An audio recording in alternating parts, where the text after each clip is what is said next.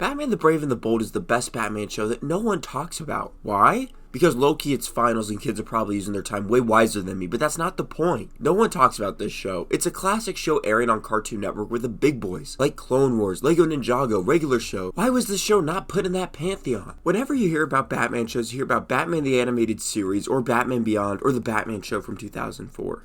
But those videos are from kids who grew up with those shows and got to talk about them. Well, guess what, dorks? Now it's my turn. I get to praise my Batman show that I grew up watching. Batman the Brave and the Bold is one of the funniest and most creative DC shows that I've ever seen. So buckle in, get your Guy Gardner bowl cut ready, because we're about to look at why Batman the Brave and the Bold is the most underrated Batman show ever made. Batman the Brave and the Bold premiered in 2008 on Cartoon Network and was the successor to the previous Batman show at the time, The Batman. And no, it's different from the other The Batman, because this The Batman actually was able to put out a season every year. Meanwhile, Matt Reeves, I don't know, I think he's MIA or dead right now. Batman the Brave and the Bold, when you look at it on a premise level though, is extremely different from any other Batman show. The show is a lot more colorful, the characters are more silly, the tone is more fun, and the show doesn't have the large, overarching storylines that Batman the Animated Series had. Rather, Batman the Brave and the Bold takes a very serialized comic book approach to its storytelling, because this show is an anthology show with every episode standing alone, like the comics. Or what the comics used to be. You used to be able to pick up a random issue of Batman. If you do that now, low-key, you're cooked. But Batman the Brave and the Bold worked so well in the cable era because the episodes were completely standalone and you could just hop right into them. And I think that's the most interesting thing about this show compared to the other Batman shows, because this show first and foremost is a comedy. Just look at this Batman. He's voiced by Rex Kwon Do. Yes, the guy from Office Space is Batman. If it's not clear from that, they're not really going for an insane darkness and depth of the original animated shows.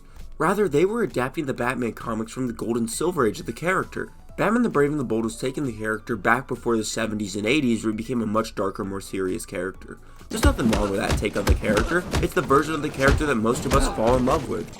But it's just as valid to look at Batman's goofy fun adventures in the 50s and 60s and tell the stories that only a fun and lighter tone can tell. And the only way you can tell some of these stories is with the interpretation of Batman that you use. So first, let's talk about this version of Batman compared to his other animated counterparts. First, just look at the visual difference between the different characters. Look how much meaner and more tough those other Batmans look, and then look at this guy. He's so nice. He's not mean. First off, his suit is way more colorful, with his cape and cowl being a bright blue, reminiscing back to his Batman suit in the 50s, rather than the more modern one of him always being in black or very, very, very dark gray. And the second difference for this Batman is that he's an absolute beefcake. And this Batman, through being absolutely yoked, kind of shows and establishes how long he's been around for. Kind of paralleling Frank Miller's Batman The Dark Knight Returns, which also helps because that's my favorite visual version of Batman. So yeah, I love this design for Batman the Brave and the Bold. But this version of Batman is a direct change from The Batman. No, the show, not the movie, we're getting confused. The Batman was a show that focused on Bruce in his early years learning how to become Batman.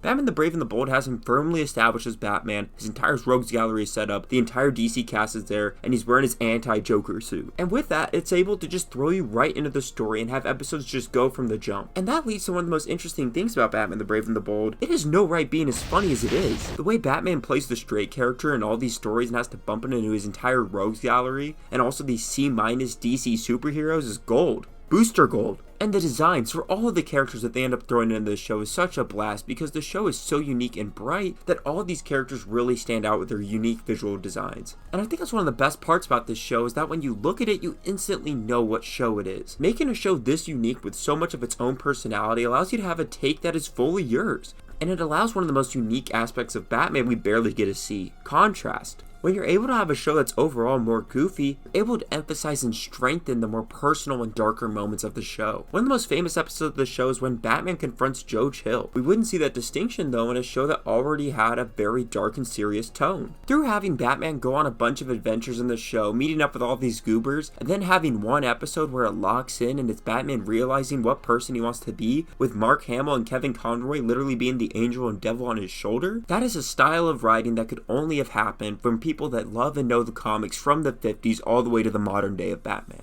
And Batman the Brave and the Bold was clearly made by people who do love Batman. One of the main creators of the show pointed out that one of the main inspirations to do this show was to inspire the next series of writers to understand that there can be a dark Alan Moore style interpretation of these characters, but at the same time, this is also a medium that was built off of children and children being able to access this character. And sometimes, it's okay for a story to be extremely well written, really funny, and also a little lighthearted.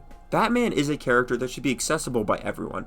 There's totally a place for Batman to be in R-rated stories that push him to his very limit and is for adults. But I also love how Batman can be in a show like Brave and the Bold for any kid to watch and it doesn't treat them like a moron. And I think that's why Batman is one of the greatest fictional characters we have. Everyone can love him and he will always be interesting because he's such a flexible character that can be reinterpreted for any story that you want to end up telling for any age group, and that's something that I think is really powerful. And I think that just goes to prove the importance of getting new writers and storytellers with something to say when they say they want to take a chance and take a fresh stab at the character. After a film like The Dark Knight comes out, the next Batman show releasing after that isn't going to be expected to be a lighthearted return to the Silver Age. But great writers don't always give you what you want because you don't know what you want until you get it. And I will always want great adaptations of The Caped Crusader because it leads you getting Batman the Brave and the Bold, which might just be the most underrated Batman show ever made.